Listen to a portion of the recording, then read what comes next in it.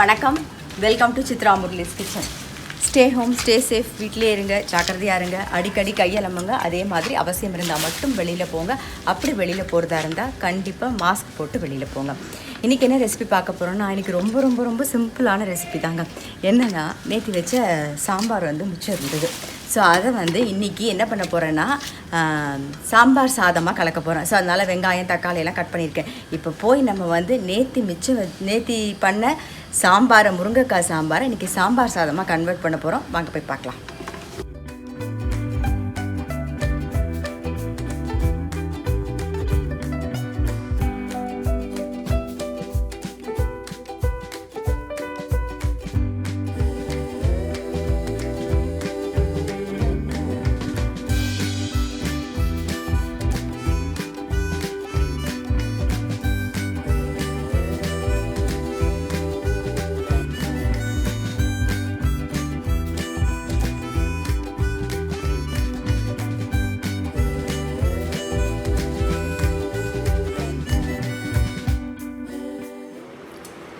சாம்பார் சாதத்துக்கு வெங்காயம் தக்காளி எல்லாம் கட் பண்ணி ரெடியாக இருக்குது. ஸோ அது பண்ணுறதுக்கு முன்னாடி நம்ம அப்பளம் பொரிச்சு எடுத்துக்கலாம். நான் இப்போ அரிசி அப்பளம் தான் பொரிக்க போகிறேன்.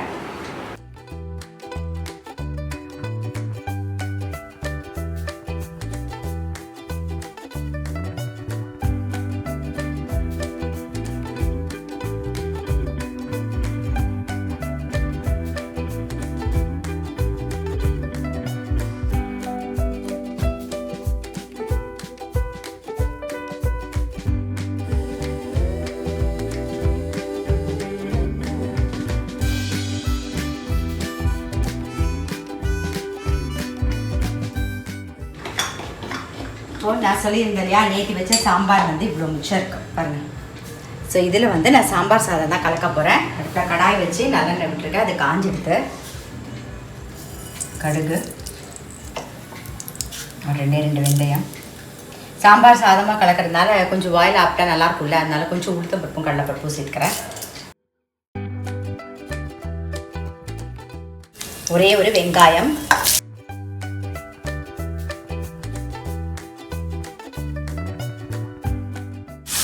மஞ்சள் பொடி சேர்த்துக்கலாம். ஒரே ஒரு தக்காளி. இதெல்லாம் சேர்ந்து நல்லா வதங்கட்டும். உப்பு சேர்த்துக்கலாம். கொஞ்சமாக ஒரு ஸ்பூன் சாம்பார் பொடி சேர்த்துக்கிறேன். ஒரு ஸ்பூன் தனியா பொடி.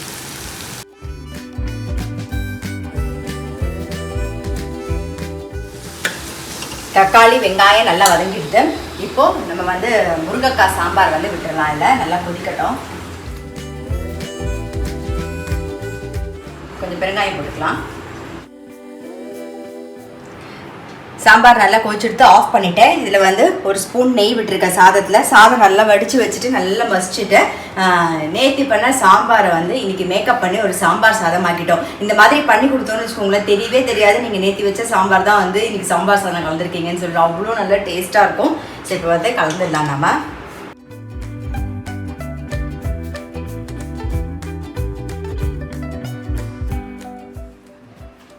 சிம்பிளான ஒரு சாம்பார் சாதம். நேற்று வச்ச சாம்பாரில் அப்படி மேக்கப் பண்ணி அதை ஒரு சாம்பார் சாதம் ஆக்கியாச்சு. ரொம்ப நல்லா டேஸ்ட்டாக இருக்கும். இதுக்கு தொட்டுக்கிறதுக்கு அப்பளம் படாம் பார்த்துருப்பீங்க. அரிசி அப்பளமும் படாமும் பொரிச்சேன். ஸோ அதையும் பார்த்துருப்பீங்க. தயிர் சாதத்துக்கு ஆஸ் யூஷுவல் நம்மளுடைய மாங்காய் தூக்கு இருக்குது. அவ்வளோதான். ஸோ சிம்பிளான ரெசிபி தான்.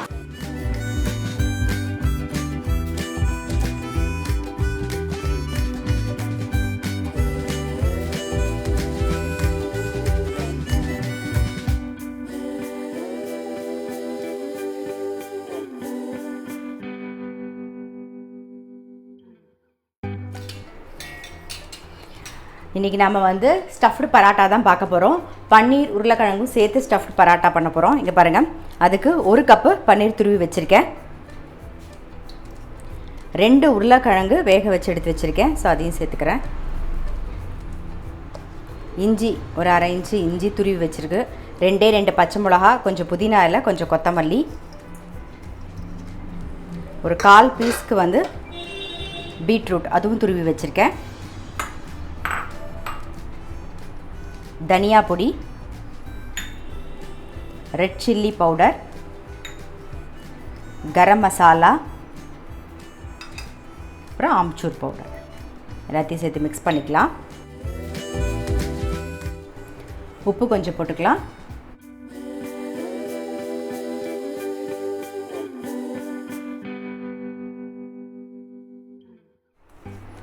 கொஞ்சம் மஞ்சப்பொடி சேர்த்துக்கலாம். எல்லாத்தையும் சேர்த்து நல்லா மிக்ஸ் பண்ணிவிடுவோம்.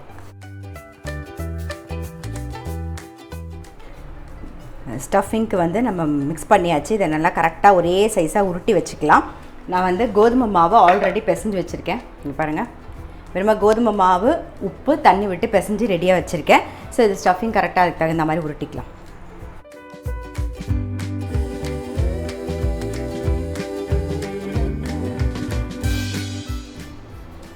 மேல் மாவும் வந்து கரெக்டாக அந்த சைஸ்க்கு, அதை விட கொஞ்சம் கூட இருக்கணும். நீங்கள் எடுத்துட்ட உருண்டையை விட இந்த மேல் மாவு கொஞ்சம் உருண்டை கூட இருக்கணும்.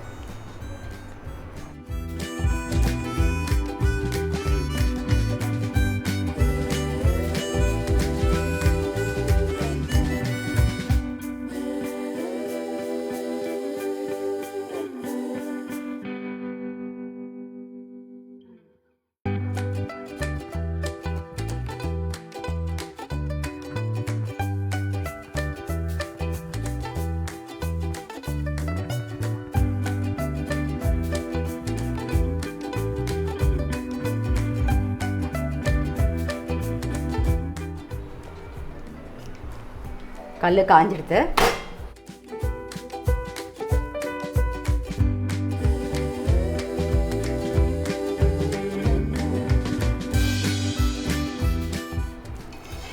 நம்மளுடைய பன்னீர் உருளைக்கிழங்கு ஸ்டஃப்டு பராட்டா வந்து ரெடி ஆகிடுது.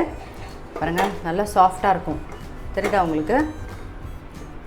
இதே மாதிரி அடுத்ததும் நம்ம பண்ணி எடுத்துக்கலாம். இது ரொம்ப சிம்பிள், ஈஸி. கண்டிப்பாக ட்ரை பண்ணி பாருங்கள். இதுக்கு தொட்டுக்கிறதுக்கு வந்து நான் வெள்ளரிக்காய் தயிர் பச்சடி தான் பண்ண போகிறேன்.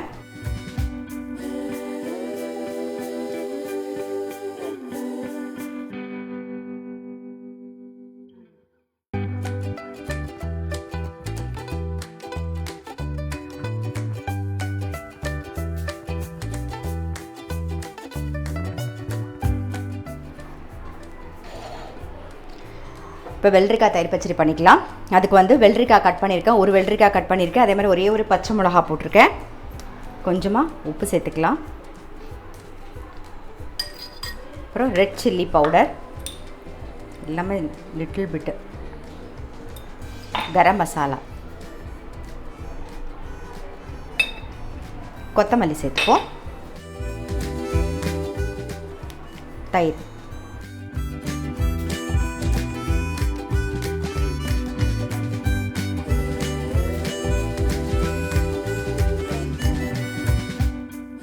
வெள்ளரிக்காய் தயிர் பச்சடியும் ரெடி ஆகிடுது.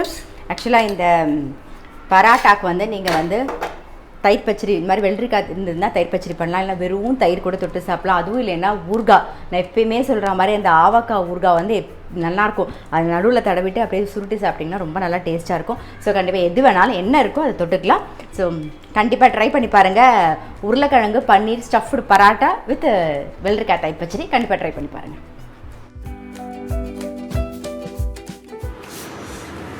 இன்னும் பிச்சு காமிக்கிறேன் பாருங்கள். இந்த உள்ள ஸ்டஃபிங் உங்களுக்கு தெரியும் பாருங்கள், தெரியுதா? இது நல்லா அப்படி சாப்பிடும்போது நீங்கள் வந்து எப்படி இருக்குங்கிறதையும் சொல்கிறேன்.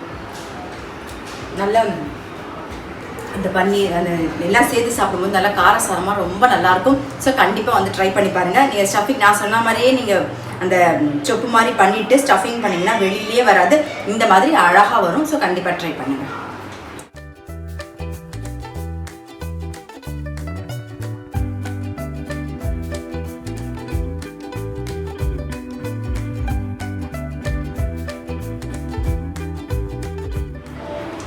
இன்றைக்கி டீ டைமுக்கு ஸ்நாக்ஸ் எல்லாம் கிடையாது, ஒன்லி டீ மட்டும்தான்.